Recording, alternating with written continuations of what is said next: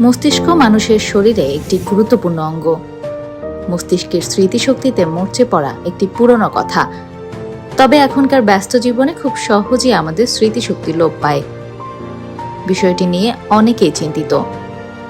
খাদ্যাভ্যাসে পরিবর্তনের বিষয়টির পাশাপাশি ভালো কোনো ব্যায়ামের মাধ্যমে কি স্মৃতিশক্তি ভালো করা যায় কিনা এ নিয়ে অনেকের প্রশ্ন রয়েছে।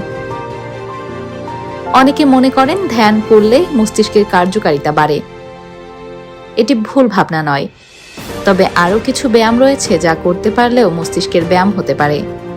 সেগুলি হচ্ছে বই পড়া। বই পড়লে আপনি টেক্সটের দিকে মনোযোগ দেবেন। এই মনোযোগ দেবেন বিধায় মস্তিষ্কের ব্যায়াম হয়।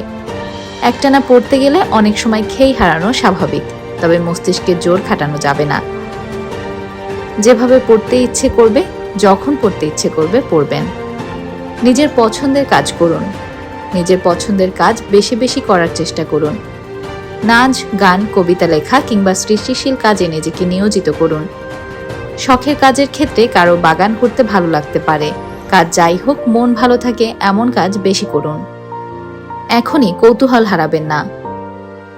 বয়স বাড়লে অনেক সময় কৌতূহলী মনটা নষ্ট হয়ে যায়, তাতে অনেক কিছু থেকে বঞ্চিত হতে হয়। তাছাড়া কৌতূহল মস্তিষ্কের কার্যক্ষমতা বাড়িয়ে তোলে, মস্তিষ্কের ব্যায়াম হয়। গান গাইবেন। গান গাওয়া কিংবা কবিতা আবৃত্তি করুন। কথা ভুলে গেলেও অসুবিধা নেই, মনে করার চেষ্টা করুন। মস্তিষ্কের এই ব্যায়ামে মানসিক চাপ কমবে, স্মৃতিশক্তি বাড়বে। তবে এটি দীর্ঘ অনুশীলন, নিয়মিত করতে হয়। একদিন কিংবা দুদিন করলে চলবে না, একটানা করে যেতে হবে।